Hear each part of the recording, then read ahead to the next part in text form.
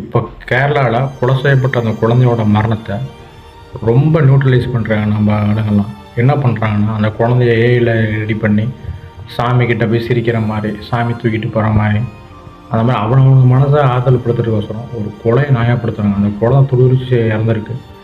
அந்த இறந்ததுக்கான நீதியை நீங்கள் சப்போர்ட் பண்ணி வீடியோ போட்டால் பரவாயில்ல.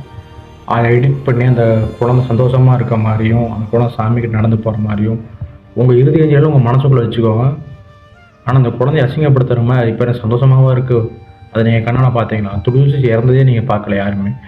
ஆனால் இப்போ சாமிக்கிட்ட இருக்க மாதிரியும் அது உங்கள் மனசு ஆறுதலுக்கோசரம் அந்த குழந்தை பாதிக்கப்பட்ட குழந்தை துடிச்சு இறந்து போன குழந்தைய குற்றவாளியில் நியாயப்படுத்துகிற மாதிரி. அப்போ அதுதான் வழியா? ஒரு குழந்தை துடிச்சு செத்து போனால் சாமிக்கிட்ட போகுது சந்தோஷமாக இருக்குன்னு அர்த்தமா? அந்த மாதிரி தான் நீங்களாம் பண்ணுறீங்க. அந்த மாதிரி பண்ணாதீங்க. அந்த குழந்தைக்கான நியாயத்தை கேளுங்க, அவ்வளோதான். எனக்கு அந்த வீடியோவை பார்க்கும்போது கஷ்டமாக இருக்குது. அந்த குழந்தை சாமிக்கிட்ட சந்தோஷமாக மேலே போடுறது, சாமி வந்து கண்ணை தொடச்சி விடுறது, குழந்தை சந்தோஷம். அப்போ ஒவ்வொரு குழந்தையும் சந்தோஷமாக இருக்கணும். இந்த மாதிரி பாதிக்கப்பட்டால் சந்தோஷமாக இருக்குமா? அந்த மாதிரி ஒரு கேள்வி இங்கே எழுப்பப்படுது. ஒரு அந்த குழந்தை மட்டும் இல்லை, எத்தனையோ குழந்தை இறக்குது. இறந்தது உடனே நம்ம ஆளுங்க என்ன பண்ணுறாங்க, சாமிக்கிட்ட போன மாதிரி சந்தோஷமாக இருக்குமா?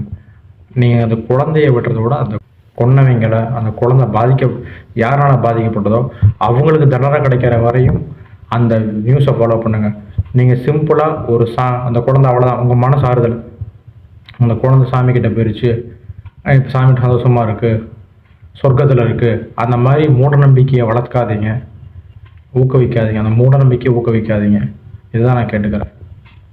அப்புறம் பார்க்கலாம்.